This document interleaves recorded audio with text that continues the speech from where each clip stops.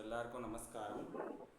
இன்னைக்கு 119வது வாரம், 119th week, 21st July.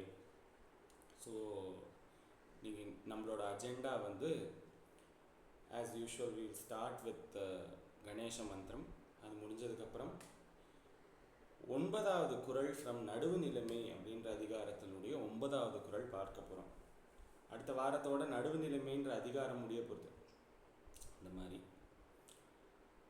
So அது முடிஞ்சதுக்கப்புறம் ஒரு ஸ்பெஷல் புது ஸ்லோகம்.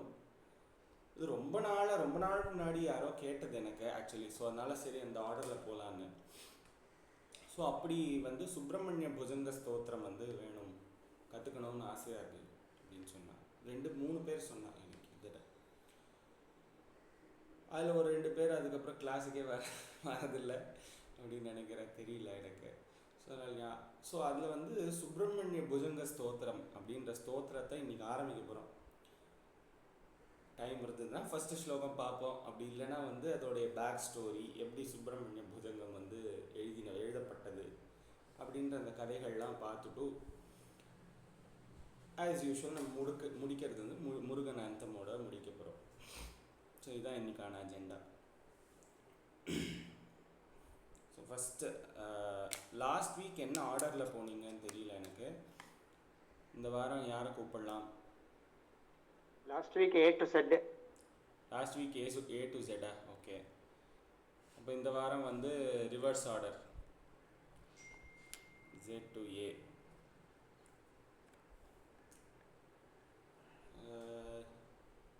இருக்கா? உண்ணாமலை மேம். நமஸ்காரம் சார். நமஸ்காரம்.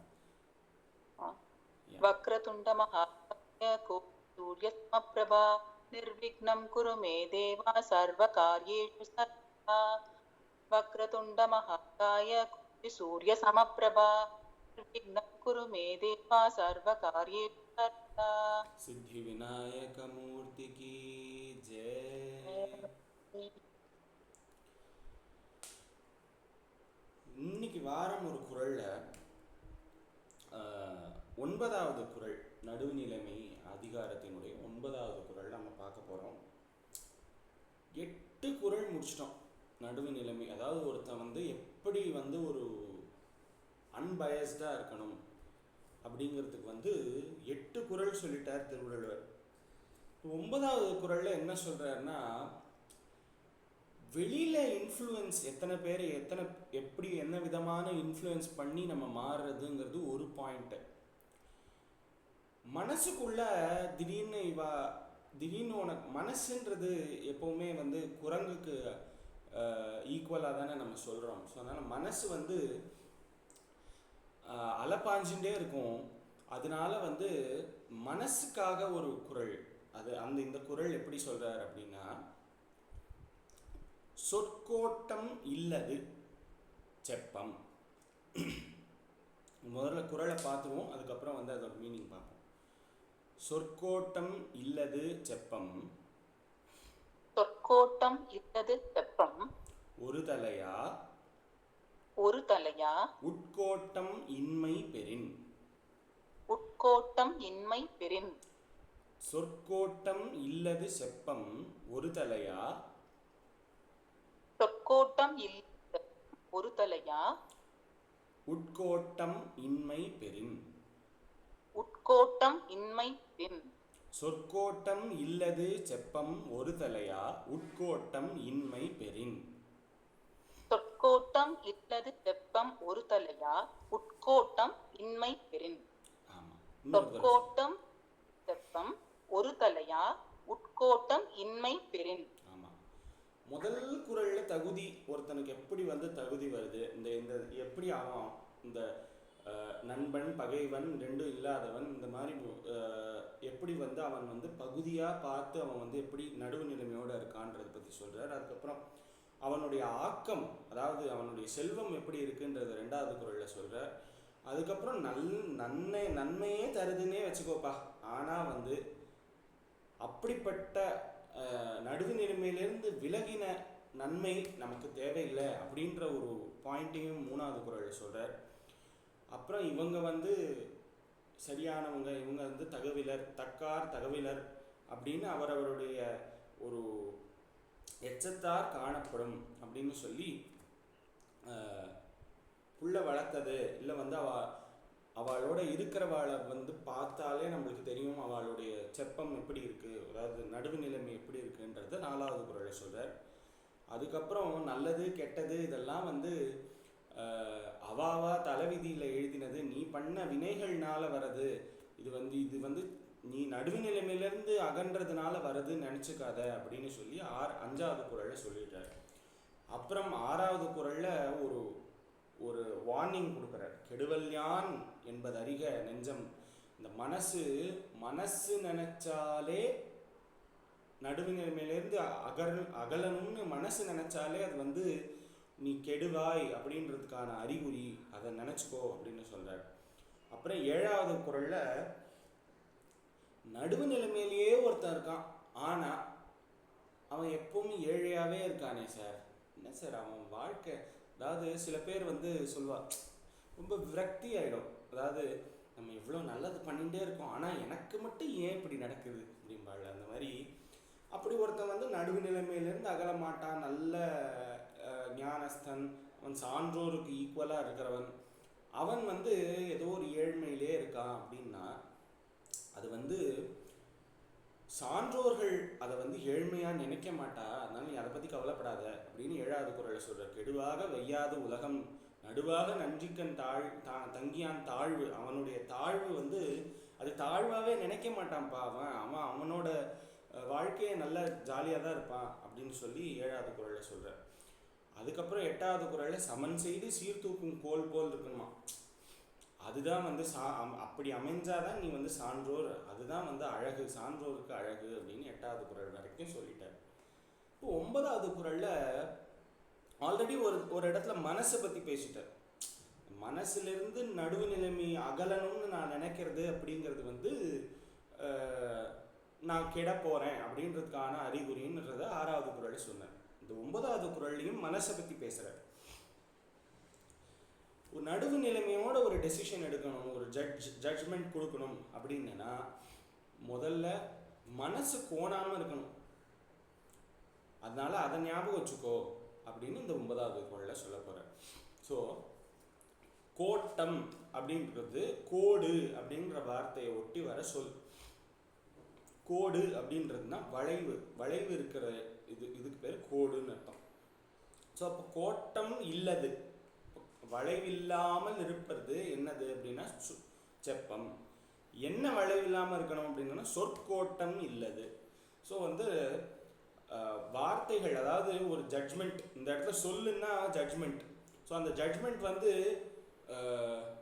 ஒரு அம்மா வந்து அழுதுண்டே வந்து அவளுடைய சைடு நியாயத்தை சொல்கிறா அப்படின்றது, அவள் அழுதுண்டு சொல்கிறான்றதுனால நான் வந்து உடனே மனசு, அதான் அந்த மனசுன்றது அலைப்பாயும்னு சொன்னோம் இல்லையா. ஸோ அதனால் இந்த மனசு வந்து ஐயோ இவ்வளோ கதறாலே இவாளுக்கு வந்து சைடு ஒரு நியாயம் இருக்குமோன்னு நம்ம பேசிடக்கூடாது. அதனால அவர் என்ன சொல்கிறார், சொற்கோட்டம் இல்லது செப்பம், அதாவது மனசு, அதாவது அந்த ஜட்ஜ்மெண்ட் வந்து கோணக்கூடாது. ஒரு தலையா உட்கோட்டம் இன்மை பெறின், உட்கோட்டம் இன்மை அப்படின்னா மனசு, நீ வாயில வர வார்த்தை கோணாமல் இருக்கணும் அப்படின்னா மனசு வந்து கோணாமல் இருக்கணும். உட்கோட்டம் இன்மை அதான் சொல்கிறேன், மனசு வளையாமல் இருக்கணும்.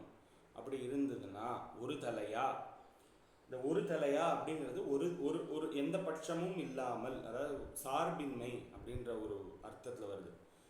ஒரு பக்கமாக இல்லாமல், ஒரு தலையா அப்படின்னா ஒரு தலையாக இல்லாமல் அர்த்தம். உட்கோட்டம் இன்மை பெறின்.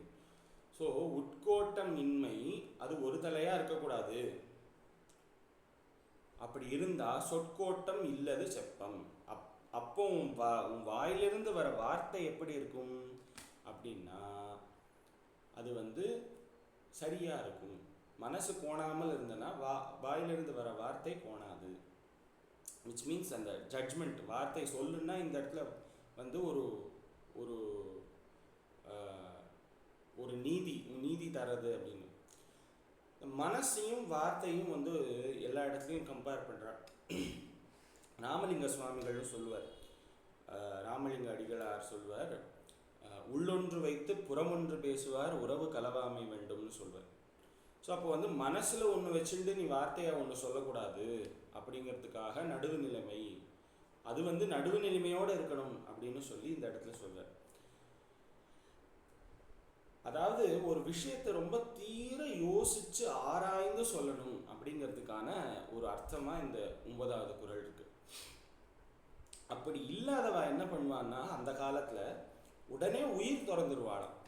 இப்போ நீங்க சிலப்பதிகாரத்தை எக்ஸாம்பிளா எடுத்துட்டேன்னா, கண்ணகிக்கு வந்து ஒரு அகேன்ஸ்டா ஒரு தப்பான தீர்ப்பு கொடுத்ததுனால அந்த மன்னன் வந்து என்ன பண்ணுவான், பாண்டிய மன்னன் உயிரை விட்டுருவான். ஸோ அந்த மாதிரி அதை வந்து ரொம்ப மேன்மையாக கருதணும், அதை வந்து ஒரு மேல் விஷயமா எடுத்துன்னு போகணும் அப்படின்னு வந்து சொல்கிறேன். இதோட அடிஷனாக நான் என்ன பண்ணேன்னா, நடுவு நிலைமைக்கு பியூட்டிஃபுல் எக்ஸாம்பிள், அதாவது திருவள்ளுவர் 10 குறள் எழுதினார். இதுக்கு நம்ம ரெஃபரன்ஸ் அடுத்த ஸ்லைட் போங்களேன். திருமந்திரத்துல மொத்தம் 4 பாடல்ல வந்து நடுவு நிலைமையை பத்தி பேசியிருக்க திருமூலர். ஏன்னா ஒரு விஷயத்தை எடுத்துட்டோம்னா அந்த விஷயத்தை ஒற்றி இருக்கிற தர்மத்தை, சனாதன தர்மத்தை, பக்தியை பேஸ் பண்ணி என்ன இருக்கு அப்படிங்கிறது திருமந்திரத்தை பார்த்தோன்னா ஈஸியா தெரியாது. அதில் வந்து ஃபர்ஸ்ட் சொல்ற, நடுவு நின்றார்க்கு அன்றி ஞானமும் இல்லை. நீ வந்து நடுவு நிலைமையிலிருந்து தவறி இருந்தன்னா உனக்கு ஞானம் இல்லைன்னு அர்த்தம். நடுவு நின்றார்க்கு நரகமும் இல்லை. இது வந்து அடுத்தது, அதாவது நடுவு நிலைமையோடு இருக்கிறவர்களுக்கு நரகம் கிடையாது. நடுவு நின்றார் நல்ல தேவரும் ஆவர். அப்ப அவர் வந்து போற்றப்படுவார்கள், அதான் சான்றோரா மாறிடுவான்னு சொல்றார். அதுக்கப்புறம் நடுவு நின்றார் வழி நானும் நின்றேனே, திருமூலர் சொல்றார் அடுத்து, நானும் நிற்கிறேன் அப்படின்னு சொல்லி. அந்த ஒரு 4 பாடல் இருக்கார்ல, ஆக்சுவலி இது எப்படி கனெக்ட் பண்றாருன்னா, நடுவு நிலைமையை பத்தி ஃபர்ஸ்ட் 3 பாடல்களில் பாடிடுறார். அதுக்கப்புறம் இந்த 4வது பாடல்ல எதை பத்தி நினைச்சுட்டே நீ இருந்தனா நடுவு நிலைமை உனக்கு தானா வரும் அப்படின்னு சொல்லி 4வது பாடல்ல ரொம்ப அழகா சொல்றாரு. தோன்றிய எல்லாம் துடைப்பன் அவனன்றி, அப்படி அதாவது சிவபெருமானோட கனெக்ட் பண்ணுவார் திருமூலர் எப்பவுமே. திருமந்திரத்துல எந்த பாடல் எடுத்தாலும் இந்த சிவத்தோட கனெக்ட் பண்றதுன்றது இந்த திருமந்திரத்தினுடைய ஒரு அடிப்படை. ஸோ அதுல வந்து அவர் வந்து சொல்றார், தோன்றிய எல்லாம் துடைப்பன். துடைப்பன்னா சம்ஹாரம், அதாவது சிருஷ்டி ஸ்திதி சம்ஹாரம் அப்படின்னு சொல்லுவோம்ல, அந்த சம்ஹாரத்தை தான் துடைப்பது அப்படின்னு சொல்லி தமிழ்ல சொல்றது. ஸோ அப்படி வந்து சம்ஹார மூர்த்தியா இருக்கிறவன் சிவபெருமான். அவனன்றி ஏன்று நின்றாரென்றும் ஈசன் இணையடி. ஸோ அப்போ அவனை தவிர வேற யாருமே கிடையாதுப்பா. அவனுடைய இணையடி, அவனுடைய பாதங்களை யார் யார் சொல்றா அப்படின்னா, 3 நின்றார் முதல்வன். அடுத்தது அதாவது 3 நின்றார் அப்படி யாரு அப்படின்னா, முதல் 3 தெய்வங்கள் அப்படின்னு சொல்லுவார். அதாவது பிரம்மா, விஷ்ணு, சிவன். அதுல வந்து முதல்வனா 3 பேர்ல ஃபர்ஸ்ட் ஆள் இவன் தானா. அவன் திருநாமத்தை 4 நின்றார் நடுவாகி நின்றாரே. ஸோ அப்போ வந்து இந்த சிவனுடைய திருநாமத்தை எவன்லாம் சொல்றானோ அவன் நடுவு நிலைமையிலேருந்து தவறுவான்னு நீ நினைக்கிறியா அப்படின்னு சொல்லி 4வது குறள்ல, அதாவது 4வது பாடல் திருமந்திரத்தில் சொல்றாரு. இது கிட்டத்தட்ட ஒரு 300 மொத்தம் நிறைய இருக்கு இல்லையா திருமந்திரம். அதில் வந்து 304வது பாடல், 324வது பாடல். S, correct. ஸோ அதில் வந்து தோன்றி எல்லாம் எப்படி வந்து இவர் வந்து வள்ளுவர் வந்து ஒரு 10 குறள்ல சொன்னதை இவர் வந்து 4 பாடல்ல சொல்லிட்டார். அந்த மாதிரி சிவநாமத்தை சொல்லிகிட்டே இருந்தேன்னா நடுவு நிலைமை உனக்கு தானா வரும் அப்படின்னு சொல்லி இதை வந்து நம்ம கனெக்ட் பண்ணிக்கணும். அதாவது வள்ளுவர் வந்து இந்த தெய்வம்னு சொல்ல மாட்டார், ஆனால் கடவுள் வாழ்த்து எழுதியிருக்கார். அதனால வந்து வள்ளுவர் வந்து இப்போ இருக்கிறவாள்லாம் சொல்கிற அந்த மாதிரி வள்ளுவர் வந்து இந்த மதத்தை சார்ந்து கிடையாதுன்னு கிடையவே கிடையாது. அவர் வந்து ஹிந்து மதத்தை பேஸ் பண்ணி தான் அவர் வந்து எழுதியிருக்காரு எல்லாமே. ஏன்னா இந்த ஸ்வர்க்கம் நரகம் இதெல்லாமே வந்து, அதாவது வினை செய்த வினை இந்த இந்த இந்த ஜென்மத்தில் வருது அப்படிங்கிறதெல்லாம் வந்து வள்ளுவர் சொல்லியிருக்காரு. அப்படின்னா இது க்ளோஸ்லி ரிலேட்டட் டு சனாதன தர்மம் அப்படின்றது நம்மளுக்கு தெரியறது. இவர் சொன்ன இதே விஷயங்களை திருமூலரும் சொல்லியிருக்காரு. ஐ மீன் திருமூலர் அவருக்கும் முன்னாடி வாழ்ந்தவர் அப்படின்னு நினைக்கிறேன். ஸோ அதனால் வந்து அப்படி வந்து திருமூலரும் அதே சொல்கிறார். அதுக்கு அவர் வந்து அவருடைய டச் என்னன்னா, கடைசியில் இந்த சிவன் திருநாமத்தை முதல்ல சொல்லு, அது சொன்னா நடுவாகி அப்படி சொல்கிறவா எல்லாரும் வந்து நடுவு நிலைமையோடு தான் இருப்பா, அதனால் கவலைப்படாத அப்படின்னு சொல்லி இந்த இதில் சொல்கிறார் திருமந்திரத்தில். ஸோ இதனுடைய திருக்குறளை இன்னும் ஒரு 2 தடவை பார்த்துட்டு அதுக்கப்புறம் we'll move to the next agenda. சொற்கோட்டம் இல்லது செப்பம் ஒரு தலையா உட்கோட்டம் இன்மை பெறின். சொற்கோட்டம் இல்லது செப்பம் ஒரு தலையா உட்கோட்டம் இன்மை பெறின். பலே, சூப்பர். ஸோ இந்த 10வது குறளில் நம்ம வந்து அகெயின் வந்து இது எல்லாத்தினுடைய ஒரு சாரமாக எப்படி வந்து வள்ளுவர் கனெக்ட் பண்ண போகிறார் அப்படிங்கிறத அடுத்த வாரம் நம்ம பார்க்க போகிறோம். Over to Subramanya Bhujangam.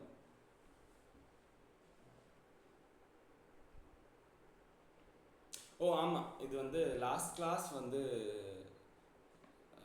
பாலா அவர் சொல்லியிருந்தார் இந்த மாதிரி. இந்த ஸ்லோகத்தை ஆக்சுவலி நம்ம தான் முன்னாடி பார்த்தோம்னு நினைக்கிறேன், ஞாபகம் இருக்குது. அஸ்மின் பராத்மன் அனுபாத்ம கல்பே. இது வந்து ஒரு 11 டைம்ஸ் நம்ம சாண்ட் பண்ணிவிட்டு will move to the next agenda. இது இந்த வாரம் யார் சொல்லணும்?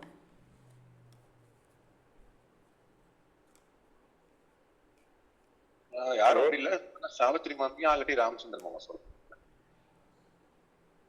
நான் சொல்லட்டுமா? சொல்லுங்க சொல்லுங்க. அஸ்மின் நான் கூட சொல்லலாம். சரி, நீங்க ஒரு 5 தடவை சொல்லுங்க, அவ ஒரு 6 தடவை சொல்லிட்டோம், அவ்வளவுதான் 11 ஆயிடும். சரி சரி, ஓகே. அஸ்மின் பராத்மன் அனுபாத்மகல்பே ஸ்வவித்தமுத்தாபித பத்மயோனிஹி அனந்த பூமா மமரோகராசிம் நிரிந்திவாதாலய வாச விஷ்ணு.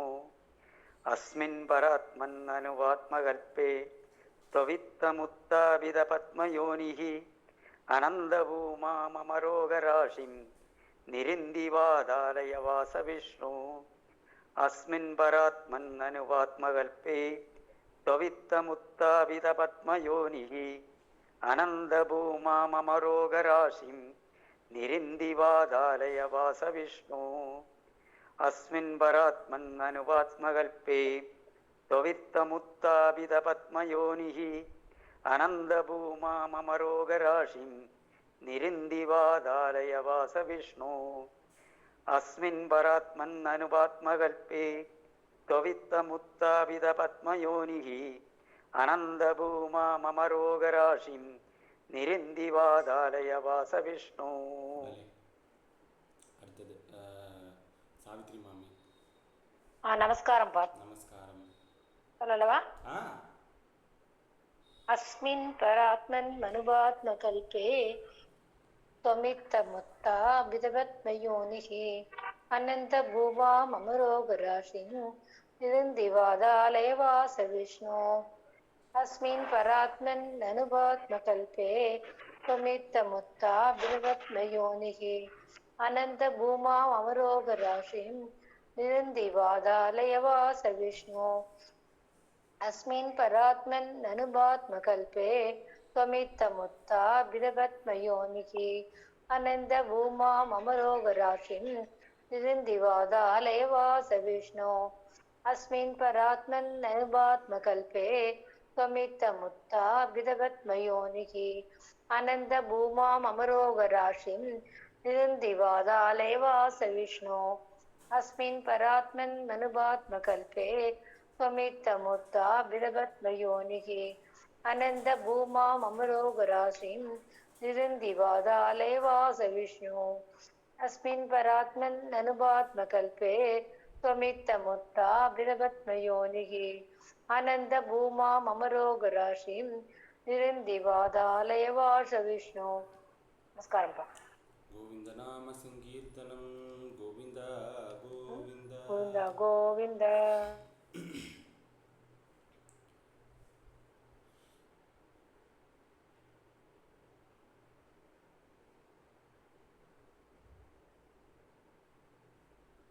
Yes.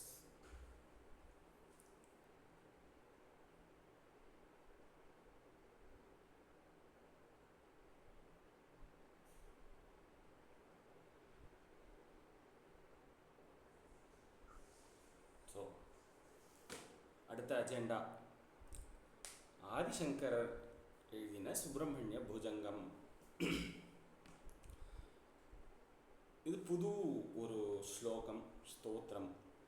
கிட்டத்தட்ட ஒரு 33 ஸ்லோகங்கள் இருக்குது. எனக்கு தெரிஞ்சு 33 வாரம் ஆகும் நான் சொல்லி முடிக்கிறதுக்கு.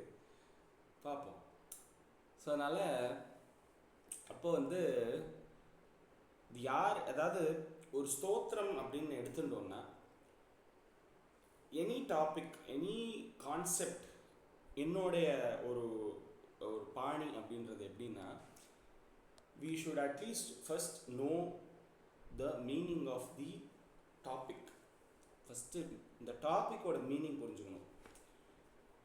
இது எப்படி எனக்கு வந்து தெரிய வந்ததுன்னா, நான் சிஏ ஃபவுண்டேஷன் படிக்கும்பொழுது ஒரு இன்ஸ்டிடியூட்டில் ஒரு கஸ்தூரி ரங்கன் அப்படின்னு ஒருத்தர் இருப்பார். அவர் வந்து அக்கௌண்டன்சி எடுப்பார் எனக்கு. ஸோ அப்போ வந்து எப்படின்னா, அங்கே ஹாலில் ஒரு 150-200 பேர் இருப்பார். ஸோ அப்போ வந்து அவர் வந்து சொல்லுவார், அவர் சொன்னது இன்னும் ஞாபகம் இருக்குது எனக்கு. அவர் வந்து என்ன சொல்கிறாருன்னா, ஒரு கான்செப்ட் எடுத்தோன்னா you should know the meaning of the concept. அந்த மீனிங் தெரிஞ்சுடுத்துன்னா you know 50% of the concept. So அந்த மீனிங், அதாவது ஒரு கான்செப்டோட டாப்பிக்கோட மீனிங் தெரிஞ்சு கொடுத்தோன்னா அது வந்து 50% நம்மளுக்கு தெரிஞ்ச மாதிரி அப்படிம்பார். அதுக்கப்புறம் மிச்சம் 50% by experience and by solving problems நம்மளுக்கு தெரியும் அப்படின்னு சொல்லி அப்படி சொல்வார். ஸோ அந்த கான்செப்டை நான் எல்லா இடத்துலையும் அப்ளை பண்ணிகிட்டே வந்திருக்கேன் இது வரைக்கும். ஸோ அதனால் ஃபஸ்ட்டு நம்ம சுப்பிரமணிய புஜங்கம், சுப்பிரமணியம்னா யார், புஜங்கம்னா என்ன அப்படின்றத பார்ப்போம். அது பார்த்துட்டு ஃபஸ்ட்டு ஸ்லோகம் அது எப்படி வந்து போட்டிருக்கார், இதுக்கு பேக் ஸ்டோரி என்ன, சுப்பிரமணிய புஜங்கம் ஏன் எழுதணும் ஆதிசங்கரர் அப்படின்ற அந்த பேக் ஸ்டோரியெல்லாம் பார்க்க போகிறோம். ஸோ இதுதான் வந்து இன்னைக்கான அஜெண்டா. இந்த அடுத்த ஒரு 1/2 hour 40 minutes நம்ம இதை தான் பார்க்க போகிறோம்.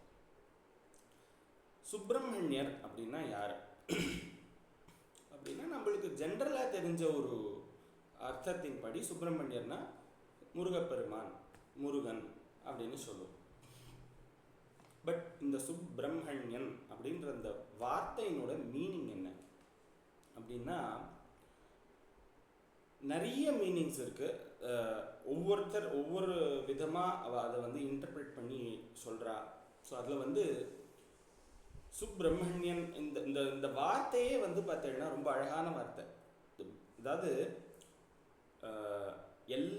நிறைய சுவாமி கடவுள்கள் இருக்கா. அந்த கடவுள்களில் பார்த்தீங்கன்னா அந்த பிரம்மண்யன் அப்படின்றது பேர் இருக்கிற ஒரே ஒரு தெய்வம் சுப்பிரமணியர் மட்டும்தான். ஸோ அப்படி வந்து பிரம்மத்திலிருந்து தோன்றினவன் அப்படின்னு வச்சுக்கலாம். சுப்பிரமணியன்னா அந்த அந்த வார்த்தைக்கான அர்த்தம் எப்படின்னா, ஒரு மனுஷனுக்கு 4 நிலைகள் சொல்கிறார். 4 நிலை கான்ஷியஸ்னஸை பேஸ் பண்ணி 3 கான்ஷியஸ்னஸ் ஜென்ரலாக நம்ம இருக்கிற கான்ஷியஸ்னஸ். அது என்னென்னா, ஒன்று வந்து வேக்கிங், அதாவது நம்ம நார்மலாக இருக்கிற ஒரு தன்மை. ரெண்டாவது வந்து ட்ரீமிங் ஸ்டேஜ், ஒன்று கனவுல இருக்கிற ஒரு தன்மை. கனவு காணும்போது நம்மளுக்கு வந்து அது நடக்கிற மாதிரி இருக்கும், நம்மளுக்கு அந்த எல்லாமே ஃபீல் ஆகும். ஸோ அந்த மாதிரி ஒரு ஸ்டேட். மூணாவது கான்ஷியஸ்னஸ் வந்து டீப் ஸ்லீப்பு. நான் இதை நிறைய தடவை அப்சர்வ் பண்ணியிருக்கேன். அதாவது சில நேரம் தூங்கி எழுந்தோம்னா அது அந்த கனவே வந்திருக்காது, அந்த அளவுக்கு ரொம்ப டீப்பாக தூங்கியிருப்போம். அது வந்து ஒரு ஸ்டேட். இது மூணும் ஒரு ஸ்டேட்டு. இந்த 4வது ஸ்டேட் ஒன்று இருக்குது, அதுக்கு பேர் துரியம் அப்படின்னு சொல்லுவாங்க. அதுதான் பிரம்மத்தினுடைய அடையாளம். இந்த 4வது ஸ்டேட் தான் பிரம்மத்தினுடைய அடையாளம். அந்த 4வது ஸ்டேட்டுக்கான தலைவன் யாருன்னா சுப்பிரமணியரா. அந்த 4வது ஸ்டேட்டு எல்லாராலையும் போக முடியும் அப்படின்னு சொல்லுவார். பட் அதுக்கான அதாவது தவங்கள் அந்த மாதிரி அந்த மனசு ஒருநிலைப்படுத்தி அந்த மாதிரி ஒரு இது பண்ணணும். அதுதான் யோகிக் ஸ்டேட் அப்படின்னு சொல்றது. அப்படி அந்த பிரம்ம வடிவாக இருக்கிறவன் முருகப்பெருமான் அப்படிங்கிறதுனால அவனுக்கு சுப்பிரமணியன் பேர். முருகனுடைய கதை ஓரளவுக்கு நம்ம எல்லாருக்குமே ரொம்ப பரிச்சயமான கதைகள் தான். அதெல்லாம் என்ன சொன்னீங்க? துரியம். துரியம். துரியம். ஆமா.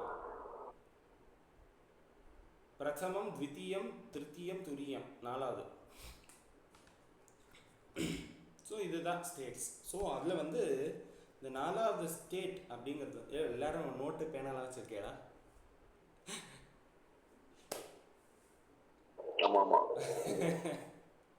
ஸோ அப்படி அந்த பிரம்மத்தினுடைய அடையாளமாக விளங்குபவன் முருகப்பெருமான். ஏன் அப்படின்னா முருகனுடைய கதைகள் இந்த லெஜெண்ட்ஸ்லேயே வரும். இந்த மாதிரி பிரம்மத்தை அறிந்து இந்த ஓம்காரத்தினுடைய தத்துவத்தை, அந்த ஓம்காரத்தை தான் பிரம்மத்துக்கு ஈக்குவேட் பண்ணுறா. அப்படி அந்த ஓம்காரத்தை வந்து அறிந்து அந்த பிரணவத்திற்கு பொருள் வந்து முருகப்பெருமான் சொன்னதா, அதையுமே வந்து சிவபெருமானுக்கே வந்து அவர் வந்து சொல்லி கொடுத்ததா சுவாமிநாதன் அப்படின்ற அவருக்கு ஒரு திருநாமம். ஸ்வம் அப்படின்னா சொத்துன்னு அர்த்தம். சுவாமி அப்படின்னா சுவாமின்னு நம்ம சொல்றது எல்லாமே வந்து சிவபெருமான் தான். ஜென்ரலாக சுவாமின்னு சொன்னால் உலகம் முழுக்க யாரை சொத்து வச்சுருக்காளோ அவள் பேர் சுவாமி. ஸோ சிவபெருமானை தான் சுவாமின்னு சொல்லுவாள். இந்த சுவாமிக்கே நாதனாக இருக்கிறவர்னால இவர் பேர் சுவாமிநாதன். சுவாமிக்கு சுவாமியாக இருக்கிறவர் அந்த மாதிரி, அதனால அவர் பேர் சுவாமிநாதன். அது ஒவ்வொரு நாமாக்கும் வந்து ஒவ்வொரு அர்த்தங்கள் உண்டு. அந்த விதத்தில் இந்த முருகனை வந்து அக்னியோட ஈக்குவேட் பண்ணுவார். ஏன்னா அவர் வந்து அதாவது சிவபெருமானுடைய நெற்றிக்கண்ணில் தான் தோன்றினார் இல்லையா? ஸோ அந்த அந்த நெருப்பு வடிவாக தானே அவர் தோன்றினார். ஸோ அப்படி வந்து அந்த வேலுண்டு வினையிலை பாட்டில் வரும், நெற்றியிலே நெருப்பு வடிவாக தோன்றி நிருதர் குலத்தை அழித்த நிர்மலன் ஒரு அந்த பாட்டில் வரும். ஸோ அப்படி வந்து இது வந்து அது வந்து யஜுர்வேதத்துலையும் சொல்லியிருக்கு. இந்த மாதிரி கிருத்திகா நட்சத்திரம் அக்னிர் தேவதா அப்படின்னு சொல்லி. அப்படி கிருத்திகா நட்சத்திரத்தில் வந்த சுப்பிரமணியன் வந்து அக்னி ஸ்வரூபமாக இருக்கிறவன் அப்படின்னு சொல்றது. அடுத்து சுப்பிரமணியருடைய ஒரு இது எப்படின்னா, சாந்தோக்கிய உபனிஷத் அப்படின்ற உபனிஷத்தில் சனத்குமாரரா சுப்பிரமணியர் தான் வந்தார் அப்படின்னு சொல்வார். அருணகிரிநாதர் சொல்வர் ஞான சம்பந்தரா வந்ததே முருகப்பெருமான் தான் அப்படின்னு சொல்லுவார். ஏன்னா அதாவது அம்பாள்கிட்டேருந்து வந்து பால் குடிக்கணும்னா அது முருகப்பெருமான் வந்திருக்கார் அப்படின்னு தான் அர்த்தம் அப்படின்னு சொல்லுவார். ஸோ அதனால் வந்து அப்படி ஞானப்பால் குடித்தவன் முருகப்பெருமான். அதனால் ஞான சம்பந்தரா வந்ததும் முருகப்பெருமான் தான் அப்படின்னு அவர் சொல்வார். அவருடைய நிறைய திருப்புகள்லேயே அந்த அதை வந்து எழுதியிருப்பார். இந்த மாதிரி ஞான சம்பந்தர் ஸ்வரூபமாக அவர் வந்திருக்காருன்றத நிறைய இடத்துல வந்து ஃப்ரேசஸில் சொல்லியிருப்பார். அதுக்கப்புறம் இந்த முருகன் நம்ம சொல்கிறோம் இல்லையா, அந்த வார்த்தைக்கான அர்த்தம் 18 புராணங்கள் இருக்கு. அந்த புராணங்களில் 13வது புராணம் அப்படின்னு சொல்கிறது வந்து இந்த ஸ்கந்த மகாபுராணம், ஸ்காந்த புராணம்னு சொல்லுவாள், ஸ்கந்த புராணம்னு சொல்லுவாள். அதில் வந்து ஒரு ஸ்லோகம் இருக்கான், இந்த முருக அப்படின்றனா நம்ம வந்து தமிழில் முருகுனா அழகுன்னு சொல்லுவோம். ஸோ அதில் வந்து இந்த முருகன் அப்படின்னு சொல்லி அந்த வார்த்தையை வந்து சொல்கிறா. முகாரோஸ்து முகுந்தஹா, அதாவது பிரம்மா விஷ்ணு சிவன் 3 பேருடைய ஸ்வரூபமாக இருக்கிறதுனால அவன் பேர் முருகன் அப்படின்னு சொல்கிறா. அது வந்து ஃபஸ்ட்டு வந்து முருகன், அதாவது அப்படின்ற அந்த இதுக்கு வந்து முகாரோஸ்து முகுந்தஹா, ஃபஸ்ட்டு அவனை பார்த்தாலே அழகு. இந்த அழகு எங்கேருந்து வருது அப்படின்னா, சொட்டுறது முகுந்தன், அவனும் அழகு இவனும் அழகு அப்படின்னு. முகாரோஸ்து முகுந்தகா, அப்புறம் ருகாரோ ருத்ரவாச்சகா. ரூன்னு சொல்கிறதுக்கான அர்த்தம் என்னென்னா ருத்ரனா, ருத்ரஸ்வரூபமாக இருக்கிறவனா. அப்புறம் ககாரோ பிரம்மவாதிச்ச. இந்த க அப்படின்ற அந்த வார்த்தை வந்து பிரம்மாவை குறிக்கிறது. அதான் க அஞ்சித காஞ்சி. ஸோ பிரம்மா வந்து பூஜை பண்ணதுனால அந்த இடத்துக்கு பேர் காஞ்சின்னு பேர் வந்தது. ஸோ இந்த மாதிரி ககாரோ பிரம்மவாதிச்ச முருகோ குஹவாச்சகா. ஸோ இந்த முருகன் அப்படின்னு முருகோ முருகா முருக அப்படின்னு சொல்கிறது அந்த வார்த்தை வந்து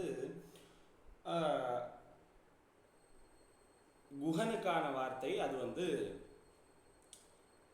இப்படி தான் வந்து டிரைவ் ஆயிருக்கு அப்படின்னு சொல்லி ஸ்கந்த புராணத்தில் சொல்கிறார். பகவத்கீதையில் நம்மளுக்கு எல்லாம் தெரியும், சேனானீனாம் சாகம் ஸ்கந்தஹா அப்படின்னு சொல்லி ஒரு கிருஷ்ணர் வந்து சொல்கிறார். லலிதா சஹஸ்ரநாமத்தில் குஹ ஜன்ம பூஹு அப்படின்னு ஒரு வார்த்தை இருக்குது. ஸோ இந்த குஹ அப்படின்ற வார்த்தைக்கான மீனிங் வந்து நம்ம அந்த வேல் வகுப்பு கற்றுக்கும் போதே நம்ம பார்த்தோம்.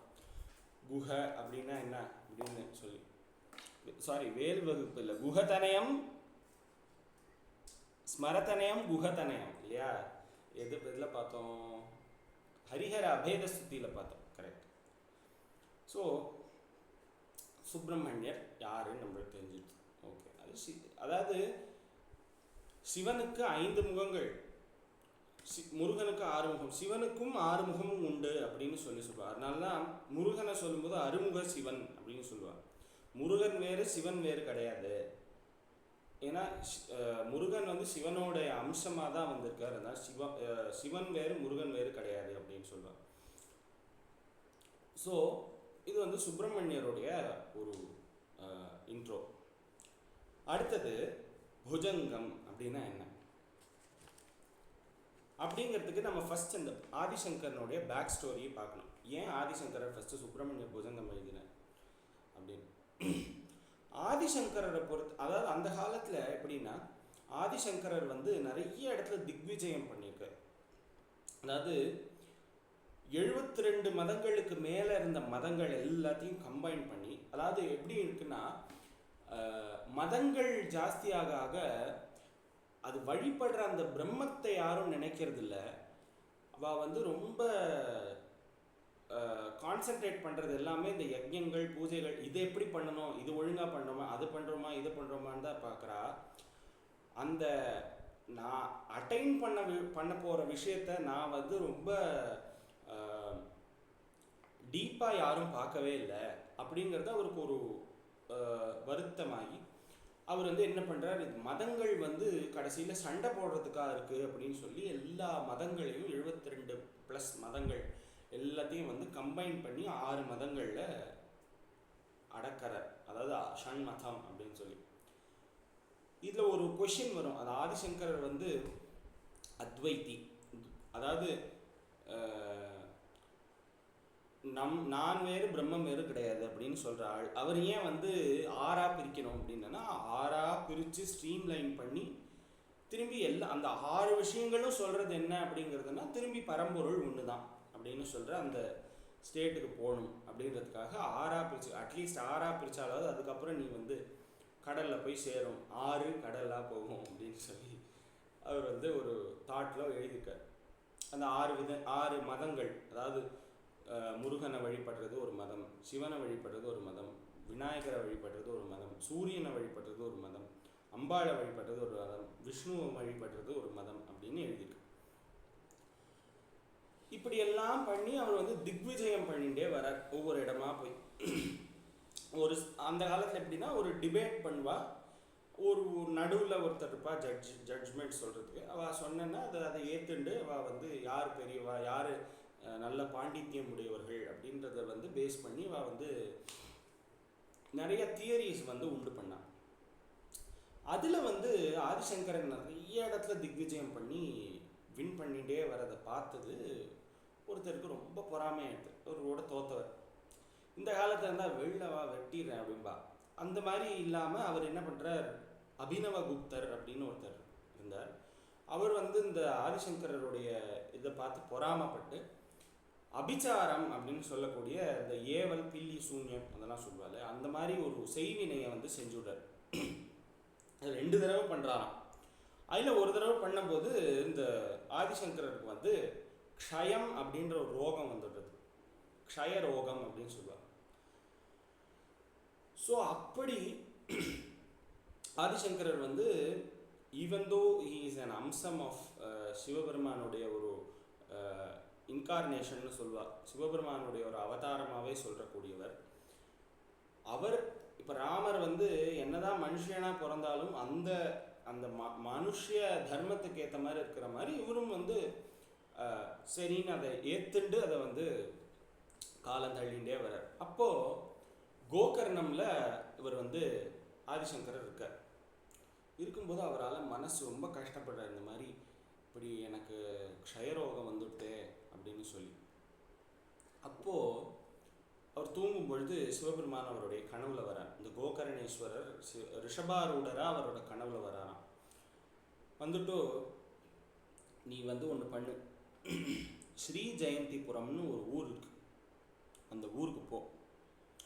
அங்கே வந்து என்னுடைய பையன் இருப்பான், 2வது பையன் முருகன், அவனை போய் பார், அவன் உனக்கு எல்லாம் சரி பண்ணி கொடுத்துருவான் அப்படின்னு சொல்லி அவர் சொல்கிறார். இந்த ஸ்ரீ ஜெயந்திபுரம் அப்படிங்கிறது திருச்செந்தூர் அப்படின்னு நம்ம சொல்கிறோம் இல்லையா, அந்த திருச்செந்தூர் ஊருக்கு பேர் தான் ஸ்ரீ ஜெயந்திபுரம். ஏன்னா அவர் வந்து முருகன் வந்து வின் பண்ண இடமா, ஜெயந்தி அப்படின்னா வின். அவர் வந்து என்ன பண்ணார், சூரபத்மனை அழிச்சுட்டு அவர் வந்து இருக்கார் அங்கே. அதனால நீ அவர்கிட்ட போனேன்னா உனக்கு வந்து எல்லாம் சரி பண்ணுவான் என் 2வது பையன் அப்படின்னு சொல்லி அவர் வந்து விபூதி கொடுத்துட்டு அதை வந்து அவர் ஆதிசங்கரர் எல்லாம் இட்டுண்டு அவர் வந்து திடீர்னு எழுந்து பார்க்குறாராம். பார்த்த உடனே சரி அடுத்த நாள் என்ன பண்ணுறார், அவர் உடனே யோக சக்தி இருக்கே அவருக்கு நிறையா, அதனால ஆதிசங்கரர் என்ன பண்ணுறார், ஆகாச மார்க்கமாக உடனே கிளம்பும் அப்படின்னு சொல்லி ஆகாச மார்க்கத்தில் போகிறார். அங்கே பார்த்தா முருகனை வந்து யார் பூஜை பண்ணிட்டு இருக்காருன்னா சர்ப்பராஜனான ஆதிசேஷன் வந்து முருகனை பூஜை பண்ணிட்டு இருக்கான் அந்த இடத்துல. அதை பார்த்த உடனே அவருக்கு வந்து என்ன தோணித்துன்னு தெரியல. புஜங்கம்னா 2 மீனிங். இப்போ இந்த புஜங்கத்துக்கு வரும் 2 மீனிங். ஒன்று வந்து பாம்புக்கு புஜங்கம்னு பேர். ஒரு மீட்டர் இருக்கு, அதாவது நம்ம ஒரு மீட்டர் சொல்றோம் இல்லையா, இப்போ நம்ம ஹரிஹர அபேத சுத்திக்கு ஒரு மீட்டர் பார்த்தோம். ஸோ அந்த மாதிரி ஒரு மீட்டர், அதாவது இந்த சந்தஸ்ன்னு சொல்லுவா, சந்தம், தமிழில் சந்தம்னு சொல்கிறோம் இல்லையா, அதுதான் சந்தஸ். ஸோ அப்படி அந்த மீட்டர் வந்து புஜங்கம்னு ஒரு மீட்டர் இருக்குது, புஜங்க பிரயாத்தம் அப்படின்னு சொல்லி அந்த மீட்டருக்கு பேர். ஸோ அப்படி அந்த புஜங்க பிரயாத்தமில் பாடினதுனால, சுப்பிரமணியரை பாடினதுனால அது சுப்பிரமணிய புஜங்கம் அப்படின்னு ஆச்சு. இந்த புஜங்க பிரயாத்தம் அப்படிங்கிறது என்னன்னா, நிறைய சந்தஸ் இருக்கு, காயத்ரி, உஷ்ணிக்கு, அனுஷ்டுப்பு, இதெல்லாம் வந்து இந்த சந்தியாவந்தனம் பண்ணும்போது சொல்லுவா, காயத்ரி, உஷ்ணிக்கு, அனுஷ்டுப்பு, பிருகதி, பங்கி, திருஷ்டுப்பு, ஜகத்தஸ், சந்தாம்சி அப்படின்னு சொல்லுவாள். இது மாதிரி 7-8 இது சொல்லுவாள். அந்த மாதிரி சந்தஸ், அதாவது மீட்டர்ஸில் காயத்ரின்ற மீட்டர் தான் வந்து நிறைய இடத்துல நம்ம பார்க்குறோம். லலிதா சஹஸ்ரநாமம் ஆகட்டும், விஷ்ணு சஹஸ்ரநாமம் ஆகட்டும், எல்லாம் காயத்ரி சந்தஸில் இருக்குது. அந்த மீட்டர் வந்து காயத்ரி அப்படின்ற மீட்டரில் இருக்குது. அது கூட்டினா 24 கணக்கு வரும். அந்த மாதிரி இந்த மீட்டர் அப்படிங்கிறது வந்து ஜெகதி சந்தஸ். இந்த ஜெகதின்ற ஒரு சந்தஸில் இந்த மீட்டர்லாம் அமைஞ்சிருக்கு. அதில் ஒரு வேரியேஷன் தான் இந்த புஜங்க பிரயாத்தம் அப்படின்ற ஒரு மீட்டர். ஜெகதி சந்தஸில் 2 விதமான சந்தஸ் இருக்குது, நிறைய விதமான சந்தஸ் இருக்குது. அதில் 2 விதமான ரொம்ப பிரபல்யமான சந்தஸ் என்னென்னா, ஒன்று தோட்டகம், இன்னொன்று புஜங்கம். இது எப்படின்னா, இந்த சிலபல்ஸ் எல்லாம் வந்து ஃபஸ்ட்டு ஒரு ஷார்ட், அப்புறம் ஒரு 2 லாங் வரும். அடுத்த ஸ்லைட் போங்களேன், எக்ஸாம்பிள் சொல்கிறேன் எப்படி இந்த சந்தஸ் வந்திருக்கு அப்படின்னா. இப்போ நம்ம எடுத்து பார்த்தோம்னா, சதா பால ரூபா பிவிக்னா த்ரிஹந்த்ரி. ஸோ அப்போது சதா பா லரூபா, ஸோ அந்த இந்த இந்த இடத்த பார்த்தேன்னா ச ஒன்று இருக்குது, இது ஷார்ட்டாக இருக்குது. தா பா அப்படின்றது வந்து லாங் சிலபஸாக இருக்குது. இதே மாதிரி மீட்டர் வந்து புஜங்கம் அப்படின்றது. நீங்கள் எந்த புஜங்கம் வேணால் எடுத்துக்கலாம். பவானி புஜங்கம்னு இருக்குது, தேவி புஜங்கம் இருக்குது, ராம புஜங்க பிரயாத ஸ்தோத்திரம்னு ஒன்று இருக்குது, அதுக்கப்புறம் சிவபுஜங்கம்னு ஒன்று இருக்குது, சாரதா புஜங்கம் ரொம்ப ஃபேமஸ்ஸு, அதெல்லாம் இருக்குது. ஸோ அந்த மாதிரி புஜங்கம் எந்த ஸ்தோத்திரம் எடுத்தாலும் இந்த இந்த ரூல் அப்ளை பண்ணி பார்த்தீங்கன்னா வரும். சதா பா லரூபா பிவிக்னா கிரிஹந்திரி. ஸோ அப்போ அந்த இடத்துல எல்லாமே வந்து குரில் நெடில் நெடில், குரில் நெடில் நெடில், குரில் நெடில் நேர் நேர் புளிமார் நிறை நேர், இந்த மாதிரி தமிழில் இருக்கு இல்லையா, அந்த மாதிரி இது வந்து புஜங்க பிரயாதம் அப்படின்னு சொல்கிற இது. இதுவே தோட்ட காஷ்டகம் எடுத்து பார்த்தீங்கன்னா 2 ஷார்ட் ஒரு லாங் வரும். குரில் குரில் நெடில் விதி தா கில ஷா ஸ்திரசுதா ஜலதே. அப்போ அந்த இடத்துல வந்து என்னென்ன ஆகுதுன்னா ஒரு வேரியேஷன். இது இந்த புஜங்கத்துக்கும் அந்த தோட்டகத்துக்கும் இருக்கிற வேரியேஷன் இந்த மாதிரி இருக்கு. அடுத்தது தோட்டகாஷ்டகம் கூட பார்க்கலாம். ஸோ அப்படி சதா பா இந்த இடத்துல எப்படின்னா ஒரு ஷார்ட் 2 லாங் அந்த மாதிரி வருது. ஸோ இப்படி தான் வந்து இந்த மீட்டர் அமைஞ்சிருக்கு. இதுதான் வந்து புஜங்கம் அப்படின்னு சொல்கிற ஒரு இது. ஸோ அது வளைஞ்சு வளைஞ்சு வளைஞ்சு, அதாவது நீங்கள் பாம்பு நகரத்தை பார்த்தா அப்படி தான் நகரும் அப்படின்னு சொல்லுவா. அது எந்த அளவுக்கு இதோட கம்பேர் பண்ணி பார்க்க முடியும் எனக்கு தெரியல. ஸோ அதனால் பார்ப்போம். ஸோ இதுதான் வந்து இந்த புஜங்கம் பாடுறதுடைய ஒரு பலன். ஸோ அப்போ வந்து இது ஏன் திருச்செந்தூர்னு கரெக்டாக சொல்கிறோம் அப்படின்னா, அந்த ஸ்லோகத்தில் வந்து ஒரு வார்த்தை வருது பத்திரபூதி அப்படின்னு சொல்லி. அதாவது ஆதிசங்கரர் அவருடைய உடம்பு சரி பண்ணணும்னா பண்ணியிருக்கலாம். இது அவர் உடம்பை சரி பண்ணுறதுக்காக பாடினது கிடையாது. உலகத்தில் இருக்கிற மக்கள் எல்லாருடைய வியாதிகள் ரோகங்கள் எல்லாம் நிவர்த்தி ஆகணும் அப்படின்றதுனால அவர் வந்து பாடின ஸ்லோகம். அதில் வந்து அவர் சொல்கிற அந்த மாதிரி திருச்செந்தூரில் பன்னீர் இலையில் கொடுத்துக்கிற அந்த பத்திரபூதி அப்படின்னு சொல்கிற அந்த இலையில் கிடைக்கிற விபூதி எடுத்து நான் வந்து நீ கொடுத்தியே, அதை நான் இட்டுண்டேனே, அதனால எனக்கு சரியாக போயிட்டேன் அப்படின்னு சொல்லி அடுத்த 30வது ஸ்லோகத்தில் வரப்போகிறது. ஸோ அந்த மாதிரி பத்திரபூதியினுடைய பெருமையை வந்து சொல்கிறதுனால இது வந்து திருச்செந்தூரில் தான் பாடியிருக்கணும் அப்படின்னு சொல்லி, ஏன்னா அந்த இடத்த தவிர வேறு எந்த இடத்துலையும் இலையில் விபூதி கொடுக்குற பழக்கம் இல்லை அப்படின்றதுனால அந்த இடத்துல சொல்கிறா அப்படின்னு தெரியுது. அப்போ வந்து இது இந்த இந்த பர்டிகுலர் சுப்பிரமணிய புஜங்கத்தை பாடினா என்னென்னலாம் வரும் அப்படின்னா, தீராத வியாதிகள், ஏதாவது செய்வினைகள், இந்த மாதிரி வந்து ரோகங்கள், எல்லா ரோகங்களும் வந்து நிவர்த்தி ஆகும் அப்படின்றது வந்து ஆதிசங்கரரே சொல்ல போகிறார் இந்த கடைசி ஸ்லோகத்தில். ஸோ அப்படி வந்து ஃபஸ்ட்டு ஸ்லோகம், இது வந்து மொத்தம் 33 ஸ்லோகங்கள் இருக்குதுல்ல, அதில் முதல் ஸ்லோகம் விநாயகருக்குரிய ஒரு ஸ்லோகம்.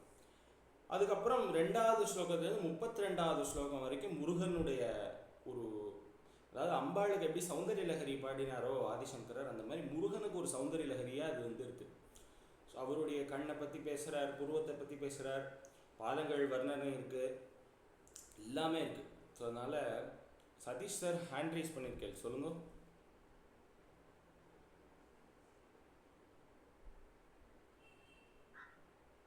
கேக்குதா? சொல்லுங்க.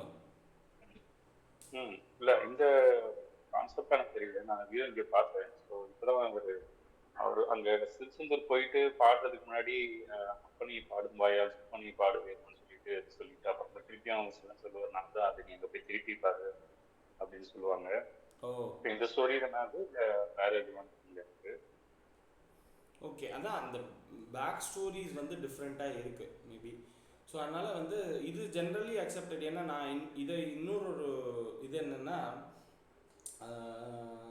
இந்த சுப்பிரமணிய புஜங்கத்தினுடைய ஒரு இதை வந்து யாரோ ஒரு மகான் ஒருத்தர் சொல்லியிருக்காரு. அதாவது கணேஷ ஐயர் அப்படின்றவர் வந்து இதை பற்றி எழுதியிருக்க 1950s ஏதோ ஒரு புக் இருக்குது. ஸோ அதை ரெஃபரன்ஸை பேஸ் பண்ணி தான் நானும் சொல்கிறேன்.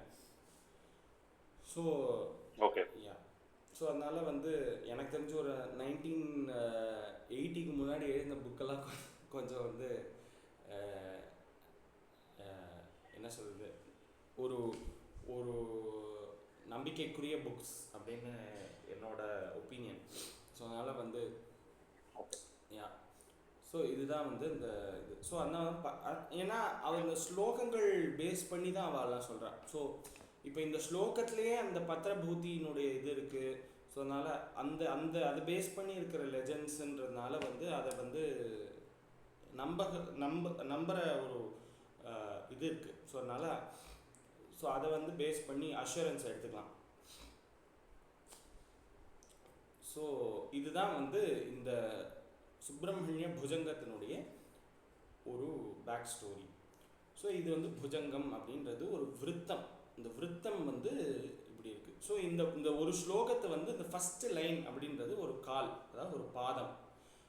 பாதம் அப்படின்னு சொன்னால் கால் அப்படின்னு அர்த்தம். நாட் நம்ம கால் 3 கால் 2 கால்னு சொல்லுவோம்ல, அந்த கால் 1/4 லைனை வந்து பாதம்னு சொல்லுவாள். அதனால தமிழில் வந்து கால் அப்படின்னு இருக்கு. ஸோ இது வந்து 4 கால் இருக்கிறதுனால ஒரு ஸ்லோகத்துக்கு 4 பாதம் இருக்கு. ஸோ இதுதான் இதோட பேசிஸ். ஸோ இதில் ஃபஸ்ட்டு ஸ்லோகம் எல்லா முருகப்பெருமானுடைய ஸ்தோத்திரம் எல்லாத்துலேயுமே பார்த்தீங்கன்னா விநாயகரை புகழாத ஸ்தோத்திரங்களே கிடையாது. ஏன்னா நாட் ஓன்லி முருகனுடைய ஸ்தோத்திரம்னு இல்லை, எந்த ஒரு பர்டிகுலர் விஷயத்தை பண்ணாலும் அதுக்குன்னு ஒரு தடை வரதான் செய்யும். அந்த தடைகளை உடைப்பவர் விநாயகர் அப்படின்றதுனால விநாயகரை வந்து ப்ரைஸ் பண்ணி ஃபஸ்ட்டு விநாயகரனுடைய அனுஜ்ஞையை வாங்கிட்டு அதுக்கப்புறம் அதை வந்து பாடுறதா ஒரு உத்தேசம் எல்லாருக்கும். நீங்கள் திருப்புகழ் எடுத்துக்கோங்க, இல்லை வந்து கந்தர் அனுபூதி எடுத்தாலும் நெஞ்சக்கனகல் நெகிழ்ந்துருக தஞ்சத்தருள் ஷண்முகனுக்கு இயல் சேர் செஞ்சொல் புனை மாலை சிறந்திடவே பஞ்சக்கர ஆணை பதம் பணிவா. ஃபஸ்ட் எடுத்தோடனே ஆணை அதாவது விநாயகர் தான் வரும்.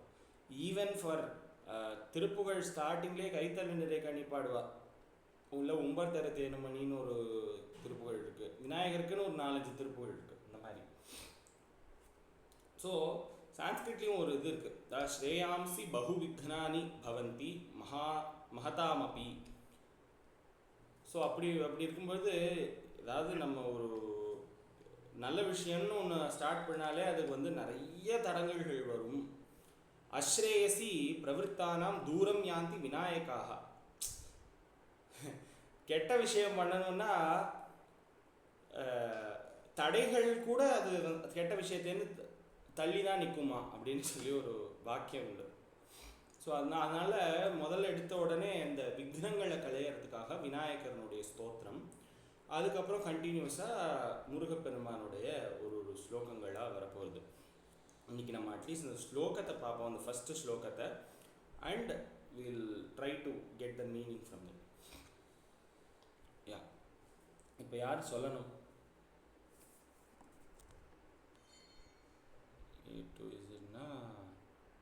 திரிபுர சுந்தரி மேமா?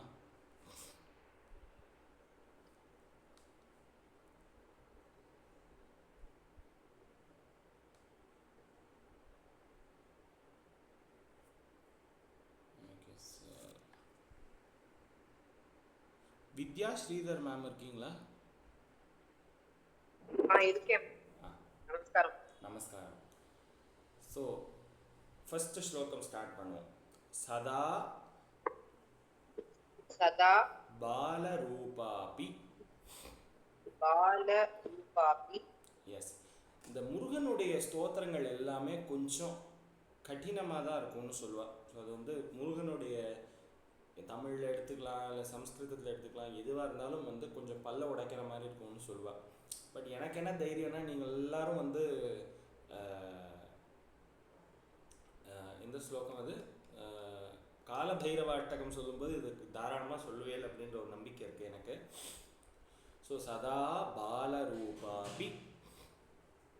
சதா பாலரூபாபி. விக்னாத்ரி ஹந்த்ரி.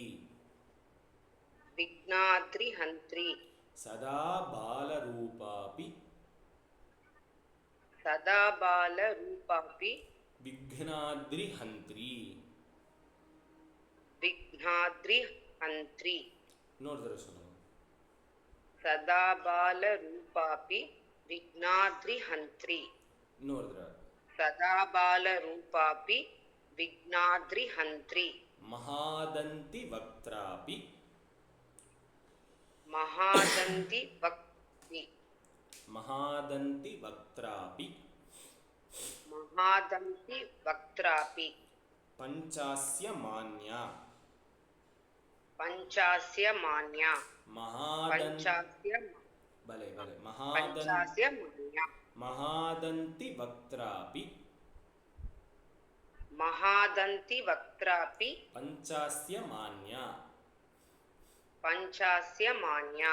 विधि सदा बालरूपापि विघ्नाद्रिहन्त्री. सदा बालरूपापि विघ्नाद्रिहन्त्री. महादन्ति वक्त्रापि पञ्चास्य मान्या. महादन्ति वक्त्रापि पञ्चास्य मान्या. सदा बालरूपापि विघ्नाद्रिहन्त्री. महादन्ति वक्त्रापि पञ्चास्य मान्या. सदा बालरूपापि विघ्नाद्रिहन्त्री. महादन्ति वक्त्रापि पञ्चास्य मान्या. One more time. सदा बालरूपापि विघ्नाद्रिहन्त्री. महादन्ति वक्त्रापि पञ्चास्य मान्या. भले. विधीन्द्रादि विधीन्द्रादि मृग्या. मृग्या. विधीन्द्रादि मृग्या. विधीन्द्रादि मृग्या. गणेशाभिधामे. गणेशाभिधामे. विधीन्द्रादि मृग्या. विधीन्द्रादि मृग्या. गणेशाभिधामे. गणेशाभिधामे. विधत्तां विदत्तां श्रियं श्रियं कापि कापि कल्याणमूर्तिः. कल्याणमूर्तिः. विधीन्द्रादिमृग्या गणेशाभिधामे. विधीन्द्रादिमृग्या गणेशाभिधामे. विधत्तां विदत्तां श्रियं श्रियं कापि कापि कल्याणमूर्तिः. कल्याणमूर्तिः. विधीन्द्रादिमृग्या गणेशाभिधामे. विधीन्द्रादिमृग्या गणेशाभिधामे. विधत्तां श्रियं कापि कल्याणमूर्तिः. विदत्तां श्रियं कापि कल्याणमूर्तिः. विधीन्द्रादिमृग्या गणेशाभिधामे. विधत्तां श्रियं कापि कल्याणमूर्तिः. विधेन्द्रादिमृग्या गणेशाभिधामे.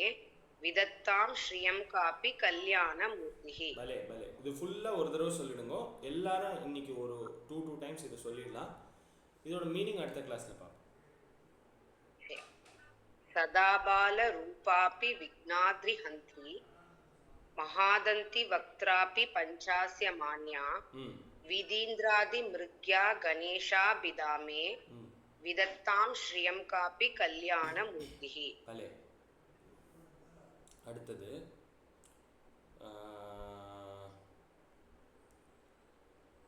சுஜாதா பிரகாஷ் மேம். नमस्कार. நமஸ்காரம். सदा बाल रूपाभि विघ्नात्रिहन्त्री. महातन्ति वक्त्रापि पञ्चास्य मान्या. विधीन्द्रादि मृग्या गणेशाभिधामे. विदन्ताम श्रियं कापि कल्याणमूर्तिः. விதத்தாம் ஸ்ரீயம். विदत्ताम् அவ்வளவுதான். सदा बाल रूपाभि विघ्नात्रिहन्त्री. महातन्ति वक्त्रापि पञ्चास्य मान्या. विधीन्द्रादि मृग्या गणेशाभिधामे. विदत्ताम श्रियं कापि कल्याणमूर्तिः. இப்போ அந்த தா மேல 4 போட்டிருக்கே. 4ன்னா த சொல்லணும். அதான் விதத்தாமா இல்ல விதத்தாம் விதத்தாம் தான். விதத்தாம் ஸ்ரீயம் காப்பி கல்யாண மூர்த்திஹி. அதான் அதுக்கு ஒரு ஈஸி வே என்னன்னா த சொல்லிட்டு ஒரு ஹெச் போட்டேன்னு வச்சுக்கோங்க, இது பிளஸ் ஹெச் த அப்படின்னு ஆயிடும். இது அவ்வளோதான் விதத்தாம். அவ்வளோதான். பலே பலே பலே. நான் அந்த ஹரிஹர அபேத சுத்தியை மாற்றினேன், அதனால மேலே தமிழில் ஹரிஹர அபேத சுத்தினே இருக்கு. அதை கொஞ்சம் மாற்றணும். அதுக்கப்புறமா நான் அடுத்த கிளாஸில் மாற்றி விடுறேன். ஸ்ரீமதி மாமி. நமஸ்காரம். நமஸ்காரம் மாமி. ததா பால ரூபாபி விக்னாத்ரி ஹந்த்ரி மகாதந்தி வக்த்ராபி பஞ்சாஸ்யமான்யா பலே. விதீந்திராதி மிருக்யா கணேஷாபிதாமே விதத்தாம் ஸ்ரீயம் காபி கல்யாண மூர்த்திஹி. பலே, சூப்பர். தேங்க்யூ. தேங்க்யூ மாமி. அடுத்தது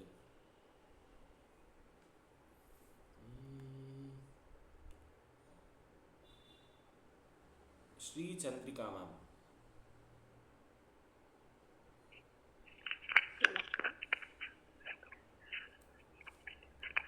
सदा बालरूपापि विघ्नार्ति हन्त्री महादन्ति वक्रापि पञ्चास्य मान्या विधीन्द्रादि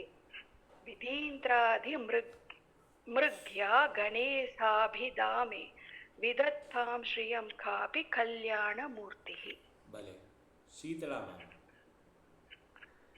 नमस्कारम. नमस्कारम. बाला सदा बाल रूपापि विघ्नाद्रि हन्त्री महादन्ति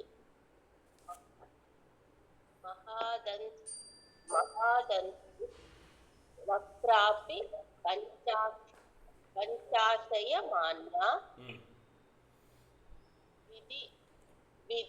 विधीन्द्रादि मृग्या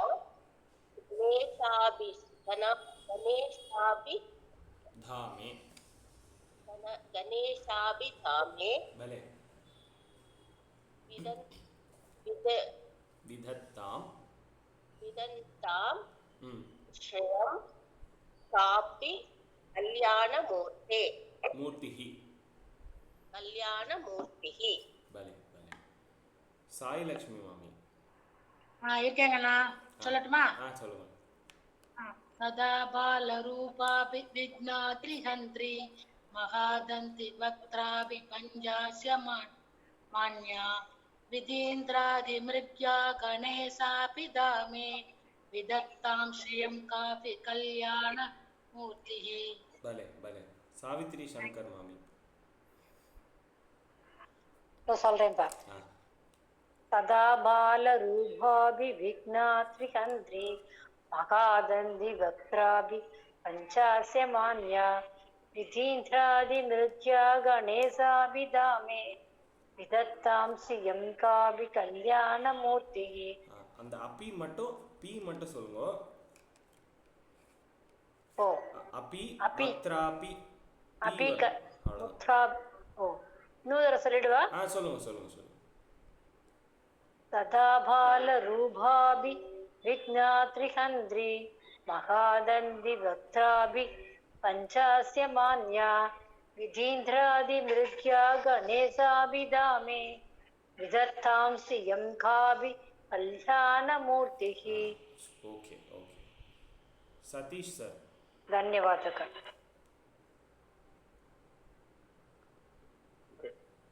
सदा बालरूपापि विघ्नाद्रि हन्त्री महादन्ति वक्त्रापि पञ्चास्य मान्या विधीन्द्रादिमृग्याय गणेशाभिधामे विधीन्द्रादिमृग्या गणेशाभिधामे विदत्तां श्रियं कापि कल्याणमूर्तिः. Super. Sasikala ma'am. नमस्कारम. Guru Purnima. Thank you. सदा बाल रूपापि विघ्नाद्रि हन्त्री महादन्ति वक्त्रापि पञ्चास्य मान्या विधीन्द्रादि मृग्या गणेशाभिधामे विधत्तां श्रियं कापि कल्याणमूर्तिः. பலே பலே. 2 times சொல்லுங்க. सदा बालरूपापि विघ्नाद्रि हन्त्री महादन्ति वक्त्रापि पञ्चास्य मान्या विधीन्द्रादिमृग्या गणेशाभिधामे विधत्तां प्रियं कापि कल्याणमूर्तिः. Thank you so much. Saraswati ma'am. நமஸ்காரம். நமஸ்காரம். இன்னைக்கு குரு பூர்ணிமா, குருவுக்கு நமஸ்காரம். My prayers. सदा बाल रूपापि विघ्नाद्रि हन्त्री महातन्ति वक्त्रापि पञ्चास्य मान्या विधीन्द्रादि मृग्या गणेशाभिधामे विदत्तां श्रियं कापि कल्याणमूर्तिः. பலே பலே பலே. ராமச்சந்திரன் சார். सदा बालरूपाभि विघ्नाद्रिहन्त्री महादन्ति वक्त्राभि पञ्चास्य मान्या विधीन्द्रादिमृग्या गणेशाभिधामे विधत्तां श्रियं कापि कल्याणमूर्तिः. பலே. ராஜேஸ்வரி மாமி. नमस्कारं. நமஸ்காரம் மாமி. सदा बालरूपापि विघ्नाद्रिहन्त्री महादन्ति वक्त्रापि पञ्चास्य मान्या विधीन्द्रादिमृग्या गणेशाभिधामे विधत्तां श्रियं कापि कल्याणमूर्तिः. प्रीता प्रमोद मैम. नमस्कारं. नमस्कारं.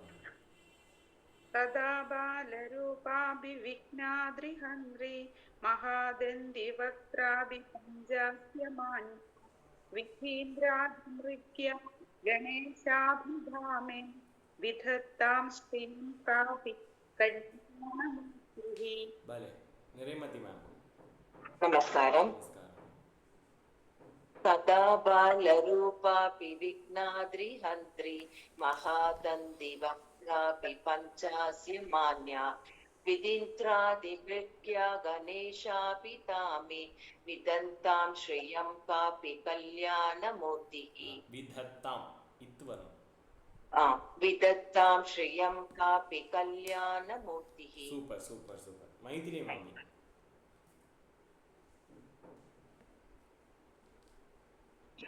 சொல்றேன்.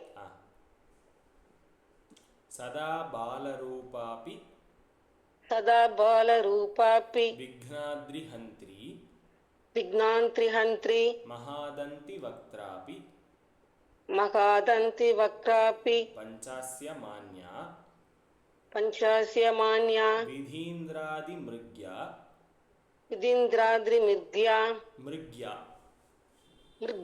गणेशाभिधामे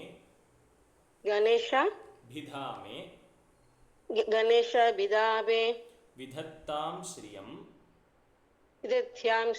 कापि कल्याणमूर्तिः. भले. लता सूर्यन मैम. नमस्कारं. सदा बालरूपाभि महादन्ति वक्त्राभि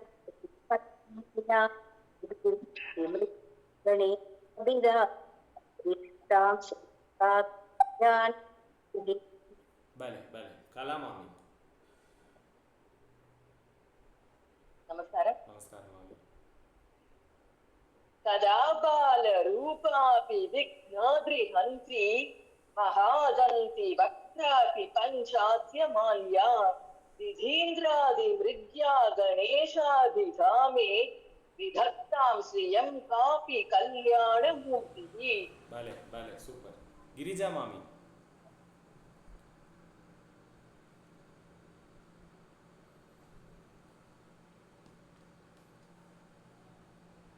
நீங்க சொல்லுங்க, நான் சொல்றேன். எனக்கு பயமா இருக்கு தப்பா சொல்லுவேனோன்னு. நீங்க சொல்லுங்க, தப்பா இருந்தா கரெக்ட் பண்றேன். சரி,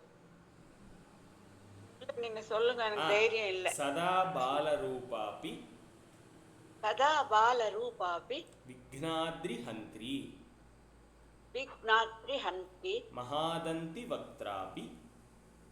மகாதந்தி வக்த்ராபி பஞ்சாஸ்ய மான்யா पञ्चाच्यमान्या विधीन्द्रादिमृग्या विधीन्द्रादिमृग्या गणेशाभिधामे गणेशाभिधामे भले विधत्तां श्रियं विकृता विधत्तां श्रियं श्रियं श्रियं श्रियं आमा कापि कल्याणमूर्तिः भले भले भले सूपर् भुवना मामी थैंक यू मामी नमस्कारः नमस्कारः सदा बालरूपाभिविघ्नाद्रिहन्त्री महातन्तिवक्त्राभि पञ्चाश्यमान्या विधीन्द्रादिमृग्या गणेशाभिधामे विदग्धां श्रूयं காஃபி கல்யாணமூர்த்தி. அந்த இஷ் மட்டும் எஸ்ஹெச் அது ஆக்சுவலி அது அந்த இஷ் மட்டும் அந்த கிரந்த எழுத்துல இருக்கும். அது வந்து ஈஸ் ஆஃப் படிக்கிறதுக்காக தமிழ்ல ஸோ வந்து இஷ் அந்த எஸ் மாதிரி இன்வெர்டட் எஸ் பார்த்தீங்கன்னா அது வந்து இஷ்னு ப்ரொனவுன்ஸ் பண்ணுங்க, வேற ஒன்றும் இல்லை. எஸ் விதத்தாம் ஷூரியம் ஸ்ரீயம் இருக்கு இல்லையா, ஸ்ரீ அவ்வளோதான். ஸ்ரீயம் காஃபி கல்யாணமூர்த்தி. भले सूपर. गौरी जी सदा बालरूपा विविघ्नाद्रिहन्त्री महादन्दिवक्त्राभि पञ्चास्य मान्या विधीन्द्रादिमृग्या गणेशाभिधामे विदत्तां श्रियं कापि कल्याणमूर्तिः. அப்படியே முருகன் அந்தமும் பாடிடுங்க. நீங்க லேட் ஆயிடுச்சு, சாரி, 7 நிமிஷம் எக்ஸ்ட்ரா எடுத்துட்டேன்.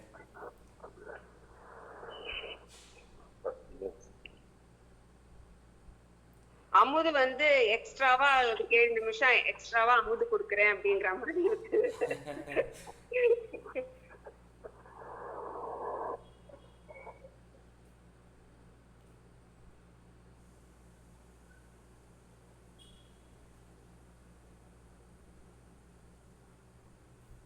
ஸ்லோகங்கள் ஒவ்வொன்றுத்துக்கும் எக்ஸ்ட்ரா ஒரு அழகழகான ஃபோட்டோஸ் போட்டிருக்கேன், முருகனோட ஃபோட்டோஸ். அதை ஒவ்வொரு ஸ்லோகம் பார்க்கும்போது அழகாக பார்ப்போம் என்னென்ன. கண்டிப்பா ஆக்சுவலி நான் இத பார்த்தேன், எவ்வளவு அழகா இருக்கு இந்த போட்டோ, அப்படியே டவுன்லோட் பண்ணிடலாம் அப்படின்னு. தேங்க்யூ. நான் அனுப்பிச்சு விடுறேன். இது இந்த ஸ்லைட் ஷோ அப்படியே பிடிஎஃபாக கன்வெர்ட் பண்ணி நான் அனுப்புகிறேன் குரூப்பில். Okay, thank you.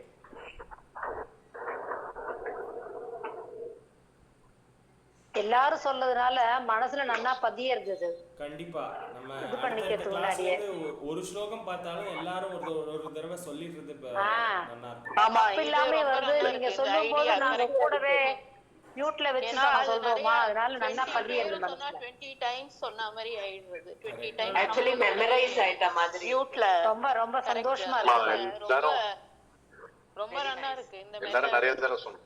I think நீங்க எல்லாமே இது மாதிரி எல்லா ஸ்லோகமும் அட்லீஸ்ட் ஒரு வாட்டி சொன்னா கூட எல்லாரையும் சொல்ல வச்சிட்டேன்னா வெரி நைஸ் பை ஹார்ட் ஆயிடும் அப்படியே வந்து. ஓஎஸ் இனிமே வாரம் ஒரு ஸ்லோகம் அந்த இது உச்சரிப்பும் எல்லாருக்கும் கரெக்ட்டா வந்துடும்.